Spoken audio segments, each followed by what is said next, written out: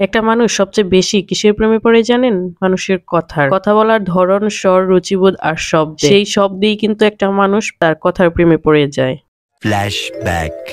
Hello everyone, আসসালামু আলাইকুম। আশা করি সবাই ভালো আছেন। আলহামদুলিল্লাহ, আমি আপনাদের দয়ায় ভালো আছি। আজকে আপনাদের সাথে শেয়ার করব হচ্ছে মজাদার চকলেট কেক। প্রথমে কিন্তু আমি দুধের মধ্যে কফি দিয়ে দিয়েছি, তার মধ্যে হাফ কাপ সয়াবিন তেল এবং হচ্ছে ভ্যানিলা এসেন্স দিয়ে মিক্সড করে রেখে দিলাম। আজকে যে চকলেট কেকটা বানাবো সেটাতে আমি 2টা ডিম ব্যবহার করব। তো 2টা ডিম আমি ফেটে নিয়ে একটা বলের মধ্যে রেখে দিলাম। চিনি যেহেতু আমরা কম খাই, সেজন্য আমরা চিনি আমাদের প্রয়োজন মতো দিয়েছি। আপনারা যদি চিনি বেশি খেয়ে থাকেন তাহলে অবশ্যই চিনির পরিমাণটা বাড়িয়ে দিবেন। এখন আমি চিনিটা দিয়ে বিট করে নিব। তারপরে হচ্ছে শুকনো উপকরণগুলো আমি চেলে নিব আর সবগুলো এক এক করে দিয়ে দিব। আপনারা দেখতেই থাকবেন আমি কিভাবে দিচ্ছি। সত্যি কথা বলতে একটা মানুষ সবচেয়ে বেশি কিসের প্রেমে পড়ে জানেন? কথার।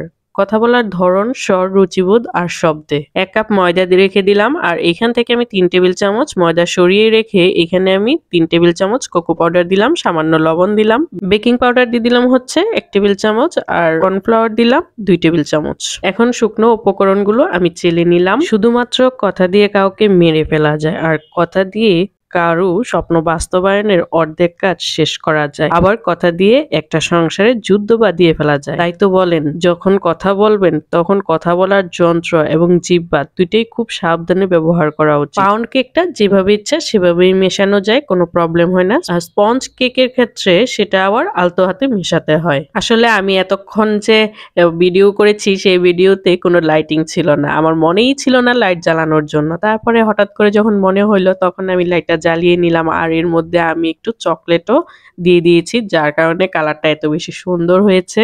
2 পাউন্ডের একটা মোল্ড নিয়ে নিলাম, সেই মোল্ডে আমি অয়েল ব্রাশ করে নিলাম। এখন আমি মোল্ডের মধ্যে একটা কাগজ বিছিয়ে দিলাম, সেটা সামান্য খাতার কাগজ। আমার কাছে যেহেতু বেকিং পেপার ছিল না সেজন্য আমি এই খাতার কাগজটাই ব্যবহার করেছি। এখন আমি মোল্ডে সম্পূর্ণ ব্যাটারটা ঢেলে দিব আর ঢেলে দিয়ে এটাকে আমি একটু ডেপ ডেপ করে নিব যাতে করে ভিতর থেকে বাবলস গুলা বের হয়ে যায়। চুলায় একটা ভারী পাতিল বসিয়ে দিলাম আর সেই পাতিলটা আমি একটু গরম করে নিয়েছি 10 মিনিটের জন্য। তারপরে একটু মিডিয়াম লো হিটে কেকটা আমি বেক করে নিয়েছি আর এখানে আমি চকলেট এবং চকলেট চিপস গুলা দিয়েছিলাম। সেই ভিডিওটা কিভাবে যে ডিলিট হয়ে গেল সেটা আমি নিজেও বুঝতে পারছি না। কেকটা দেখি কি মনে হচ্ছে? অনেক বেশি সফট আর ইয়ামি হবে, তাই না? আসলেই তাই, সত্যি অনেক বেশি সফট আর অনেক বেশি ইয়ামি ছিল। আমি আপনাদেরকে কেটে দেখাচ্ছি কেকটা কতটা সফট হয়েছে। আসলে অনেক বেশি গরম ছিল যার কারণে আমি কেকটা কাটতেও পারছি না। আর এদিকে আমার ছোট্ট ছানাপোনার দল, তারা তো একদম পাগল করে ফেলছে, আম্মু কেক দাও, আম্মু কেক দাও। আমার ছানাপোনারা বলেছে আম্মু অনেক বেশি মজা হয়েছে, আবার অনেক সফট হয়েছে। এটাই হচ্ছে আমার কাছে আলহামদুলিল্লাহ, তাদের খুশি আমার খুশি।